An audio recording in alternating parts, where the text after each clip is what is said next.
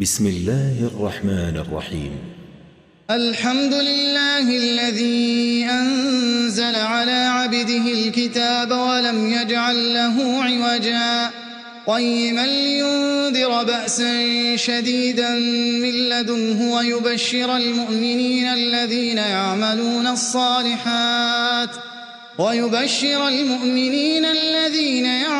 الصالحات أن لهم أجرا حسنا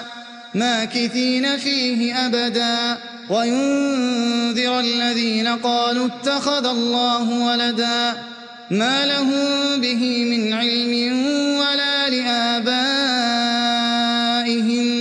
كبرت كلمة تخرج من أفواههم إن يقولون إلا كذبا فلعلك باخع نفسك على آثارهم إن لم يؤمنوا بهذا الحديث أسفا إنا جعلنا ما على الأرض زينة لها لنبلوهم أيهم أحسن عملا وإنا لجاعلون ما عليها صعيدا جرزا أم حسبت أن أصحاب الكهف والرقيم كانوا من آياتنا عجبا إذ أوى الفتية إلى الكهف فقالوا ربنا آتنا من لدنك رحمة وهيئ لنا من أمرنا رشدا فضربنا على آذانهم في الكهف سنين عددا ثم بعثناهم لنعلم أي الحزبين أحصى لما لبثوا أمدا نحن نقص عليك نبأهم بالحق إنهم فتية آمنوا بربهم وزدناهم هدى وربطنا على قلوبهم إذ قاموا فقالوا ربنا رب السماوات والأرض لن ندعو من دونه إلها لقد قلنا إذا شططا هؤلاء قوم اتخذوا من دونه آلهة لولا يأتون عليهم بسلطان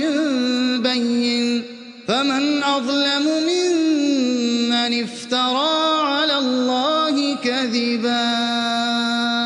وإذ اعتزلتموهم وما يعبدون إلا الله فأووا إلى الكهف ينشر لكم ربكم من رحمته ويهيئ لكم من أمركم مرفقا وترى الشمس إذا طلعت تزاور عن كهفهم ذات اليمين وإذا غربت تقرضهم ذات الشمال وهم في فجوة منه ذلك من آيات الله من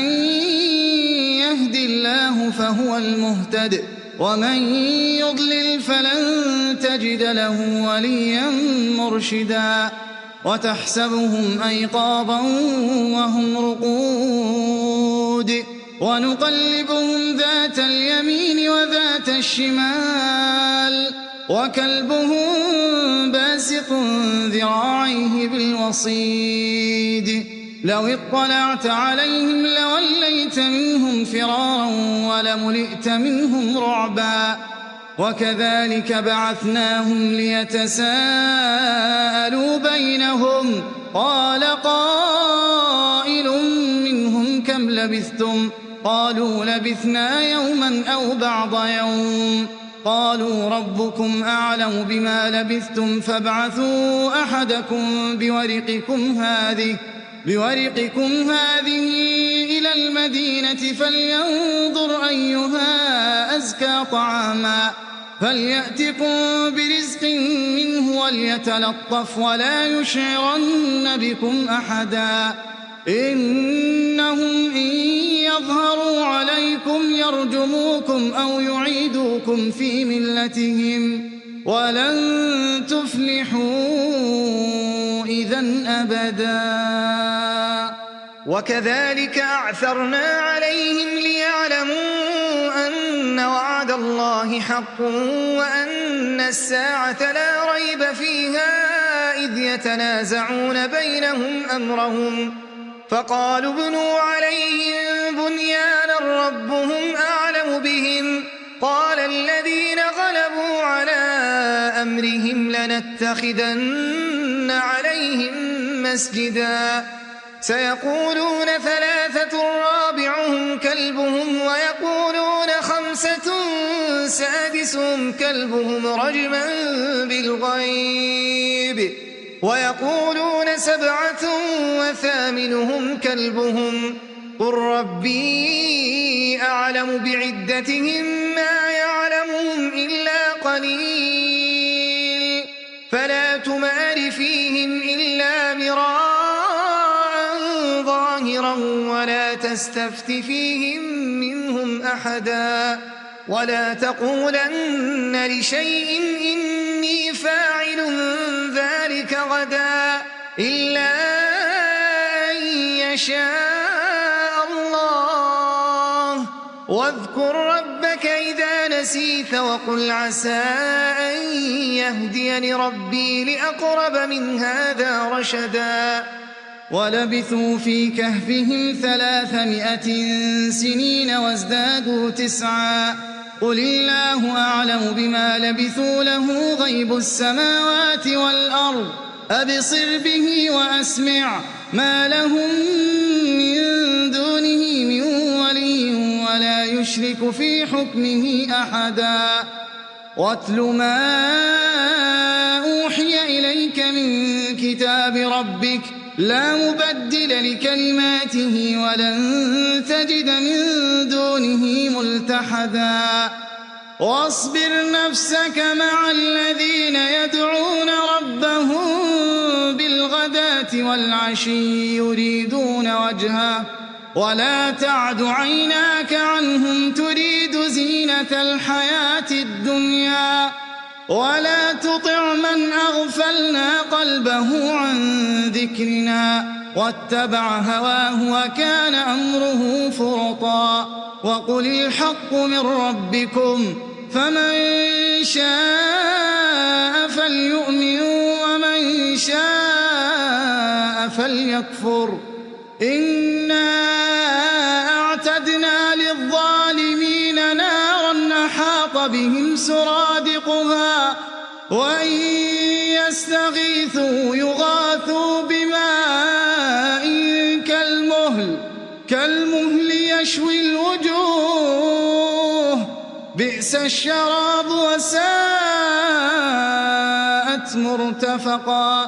إن الذين آمنوا وعملوا الصالحات إنا لا نضيع أجر من أحسن عملا أولئك لهم جنات عدن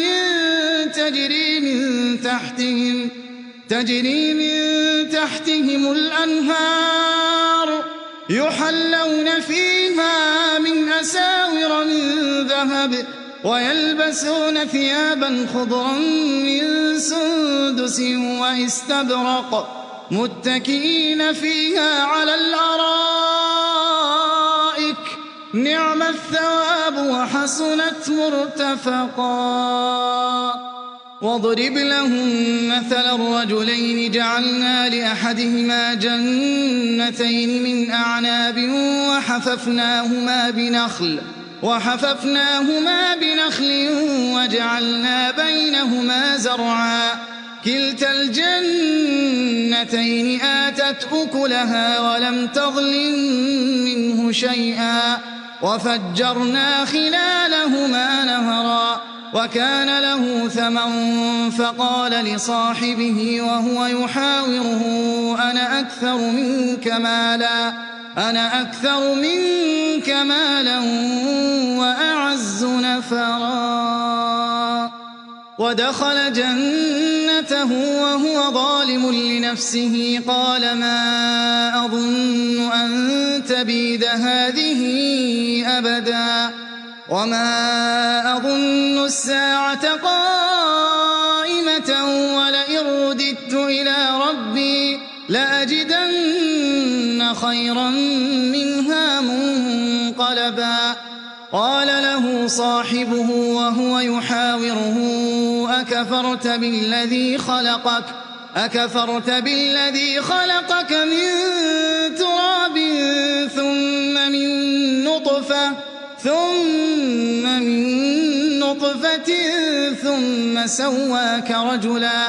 لكن هو الله ربي ولا أشرك بربي أحدا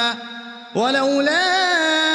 إذ دخلت جنتك قلت ما شاء الله لا قوة إلا بالله إن ترني أنا أقل منك مالا وولدا فعسى ربي أن يؤتيني خيرا من جنتك ويرسل عليها حسبانا من السماء فتصبح صعيدا زلقا أو يصبح ماؤها غورا فلن تستطيع له طلبا وأحيط بثمره فأصبح يقلب كفيه على ما أنفق فيها وهي خاوية على عروشها ويقول يا ليتني لم أشرك بربي أحدا ولم تكن له فئة ينصرونه من دون الله وما كان منتصرا هنالك الولاية لله الحق هو خير ثوابا وخير عقبا واضرب لهم مثل الحياة الدنيا كماء أنزلناه من السماء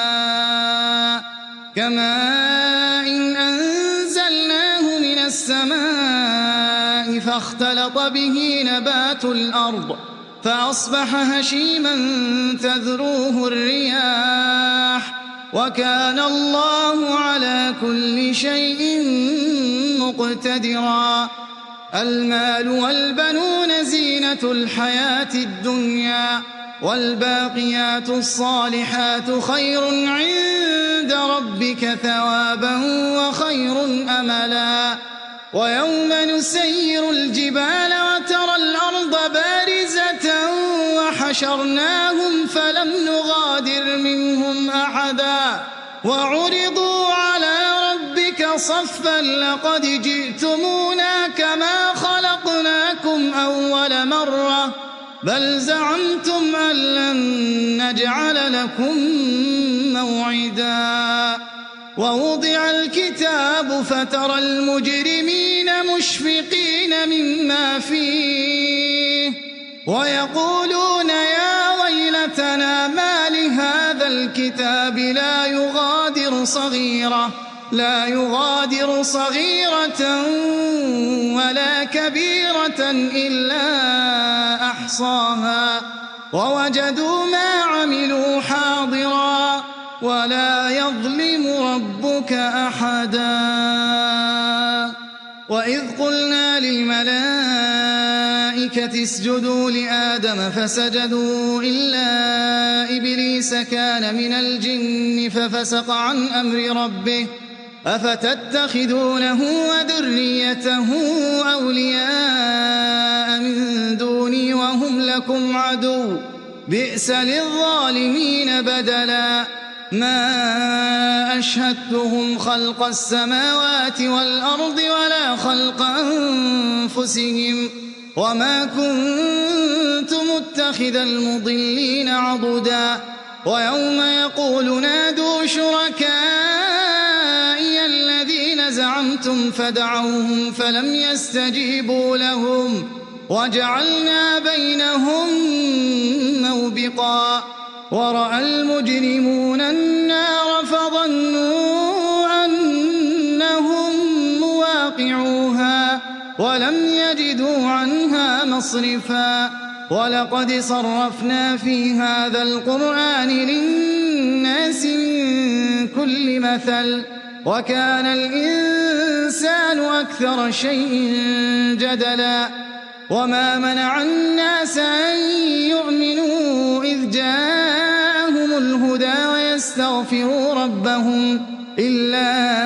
أن تأتيهم سنة الأولين أو يأتيهم العذاب قبلا وما نرسل المرسلين إلا مبشرين ومنذرين ويجادل الذين كفروا بالباطل ليدحضوا به الحق واتخذوا آياتي وما أنذروا هزوا ومن أظلم ممن ذكر بآيات ربه فأعرض عنها ونسي ما قدمت يداه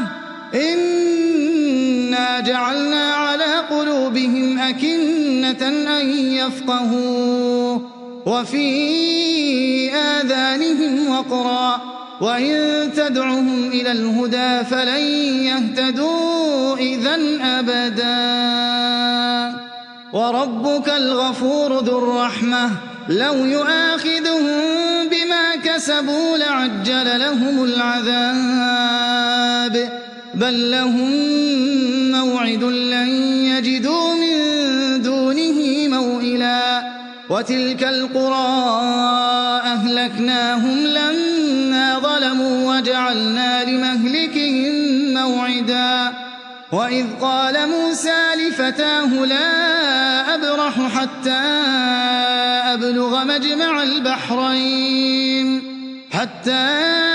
أبلغ مجمع البحرين أو أمضي حقبا فلما بلغا مجمع بينهما نسيا حوتهما فاتخذ سبيله في البحر سربا فلما جاوزا قال لفتاه آتنا غداءنا لقد لقينا من سفرنا هذا نصبا قال أرأيت إذ أوينا إلى الصخرة فإني نسيت الحوت وما أنسانيه إلا الشيطان أن أذكره واتخذ سبيله في البحر عجبا قال ذلك ما كنا نبغي فارتدا على آثارهما قصصا فوجدا عبدا من عبادنا آتيناه رحمة من عندنا وعلمناه من لدنا علما قال له موسى هل أتبعك على أن تعلمني مما علمت رشدا قال إنك لن تستطيع معي صبرا وكيف تصبر على ما لم تحط به خبرا قال ستجدني إن شاء الله صابرا ولا أعصي لك أمرا قال فإن اتبعتني فلا تسألني عن شيء حتى أحدث لك منه ذكرا فانطلقا حتى إذا ركبا في السفينة خرقها قال أخرقتها لتغرق أهلها لقد جئت شيئا إمرا قال ألم أقل إنك لن تستطيع معي صبرا قال لا تؤاخذني بما نسيت ولا ترهقني من أمري عسرا فانطلقا حتى إذا لقيا غلاما فقتله قال أقتلت نفسا زكية بغير نفس لقد جئت شيئا نكرا قال ألم أقل لك إنك لن تستطيع معي صبرا قال إن سألتك عن شيء بعدها فلا تصاحبني قد بلغت من لدني عذرا فانطلقا حتى إذا أتيا أهل قرية استطعما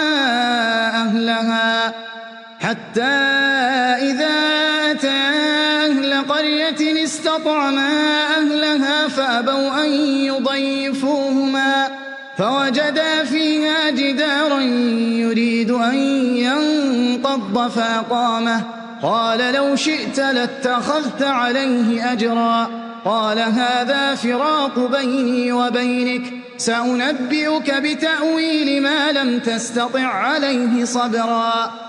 أما السفينة فكانت لمساكين يعملون في البحر فأردت أن أعيبها وكان وراءهم ملك يأخذ كل سفينة غصبا وأما الغلام فكان أبواه مؤمنين فخشينا أن يرهقهما طغيانا وكفرا فأردنا أن يبدلهما ربهما خيرا منه زكاة وأقرب رحما وأما الجدار فكان لغلامين يتيمين في المدينة وكان تحته كنز لهما وكان أبوهما صالحا فأراد ربك أن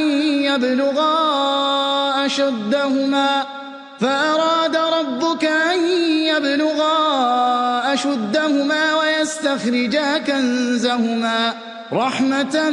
من ربك وما فعلته عن أمري ذلك تأويل ما لم تسطع عليه صبرا ويسألونك عن ذي القرنين قل سأتلو عليكم منه ذكرا إنا مكنا له في الأرض وآتيناه من كل شيء سببا فأتبع سببا حتى إذا بلغ مغرب الشمس وجدها تغرب في عين حمئة ووجد عندها قوما قلنا يا ذا القرنين إما أن تعذب وإما أن تتخذ فيهم حسنا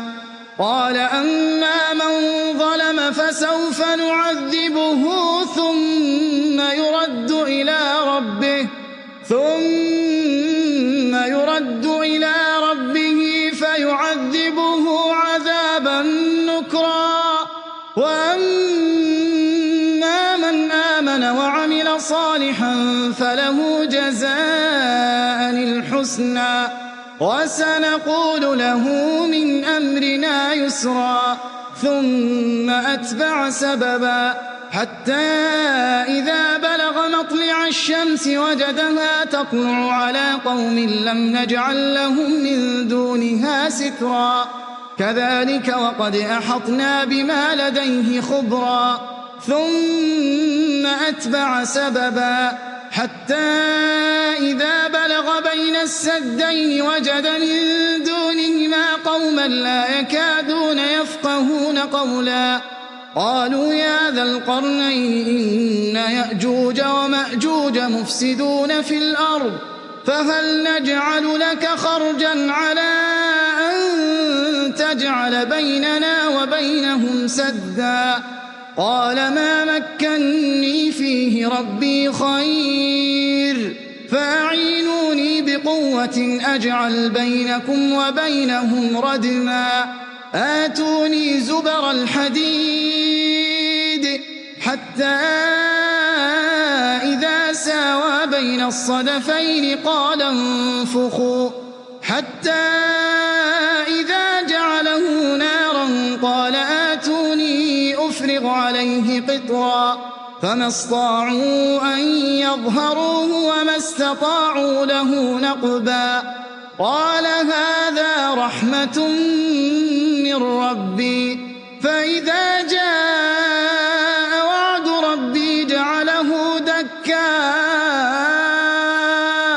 وكان وعد ربي حقا وتركنا بعضهم يومئذ يموج في بعض ونفخ في الصور فجمعناهم جمعا وعرضنا جهنم يومئذ للكافرين عرضا الذين كانت أعينهم في غطاء عن ذكري وكانوا لا يستطيعون سمعا أفحسب الذين كفروا أن يتخذوا عبادي من دوني أولياء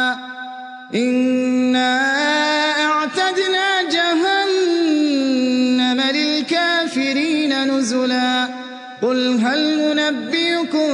بِالْأَخْسَرِينَ أَعْمَالًا الَّذِينَ ضَلَّ سَعْيُهُمْ فِي الْحَيَاةِ الدُّنْيَا وَهُمْ يَحْسَبُونَ أَنَّهُمْ يُحْسِنُونَ صُنْعًا أُولَئِكَ الَّذِينَ كَفَرُوا بِآيَاتِ رَبِّهِمْ وَلِقَائِهِ فَحَبِطَتْ أَعْمَالُهُمْ فَلَا نُقِيمُ لَهُمْ يَوْمَ الْقِيَامَةِ وَزْنًا ذَلِكَ جَزَاؤُهُمْ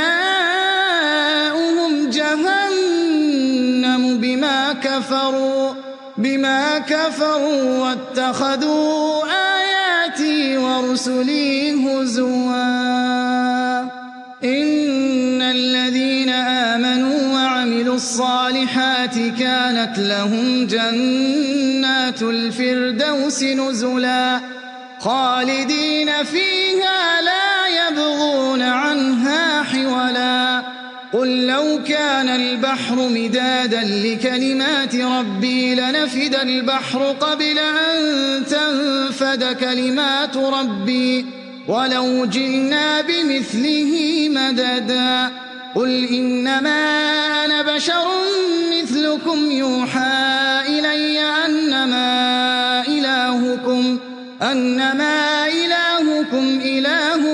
واحد فمن كان يرجو لقاء ربه فليعمل عملا صالحا ولا يشرك بعبادة ربه أحدا